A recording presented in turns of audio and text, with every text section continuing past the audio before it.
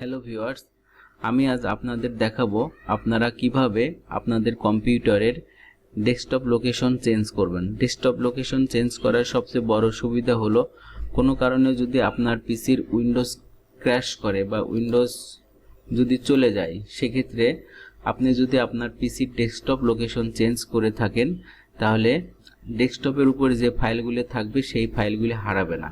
অর্থাৎ সাধারণত আমাদের পিসির উইন্ডোজ থাকে সি ড্রাইভে। উইন্ডোজ যদি ক্র্যাশ করে তাহলে সি ড্রাইভ পুরোটা ফরম্যাট হয়ে যায় নতুনভাবে উইন্ডোজ দেওয়ার কারণে।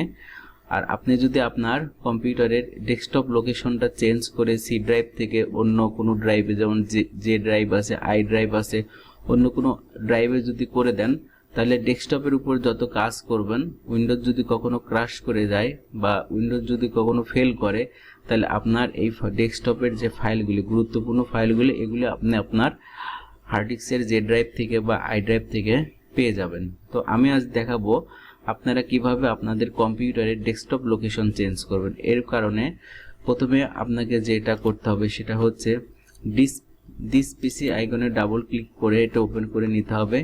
এরপরে উপরের দিকে গেলে ডেস্কটপ আছে, এটা রাইট সাইডে ক্লিক করে প্রপার্টিসে যেতে হবে।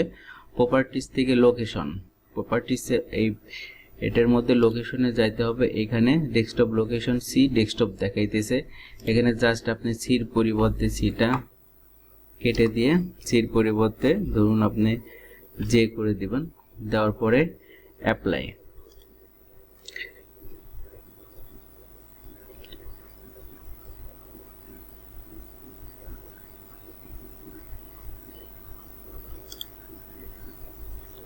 অর্থাৎ বলতেছে যে do you want to move all of the file, অর্থাৎ আমার ডেস্কটপে যত ফাইল আছে সেটা লোকেশন সি ড্রাইভ থেকে চেঞ্জ হয়ে নিউ লোকেশন যে ড্রাইভে হবে, এটার জন্য অনুমতি চাইতেছে, অনুমতি দিয়ে দিতে হবে। ইয়েস করলে পরে এরপরে ওকে করতে হবে। ওকে করলে এই যে আমার ডেস্কটপের অর্থাৎ সি ড্রাইভে যতগুলি ফাইল ছিল সবগুলি এখন মুভ হয়ে জে ড্রাইভে চলে যাবে।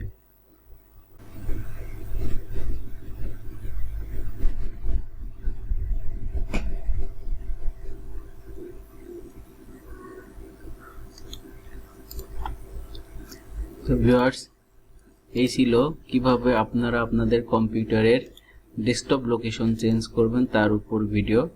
আমার ভিডিওটা ভালো লাগলে অবশ্যই লাইক, কমেন্ট এবং শেয়ার করবেন। ধন্যবাদ সবাইকে।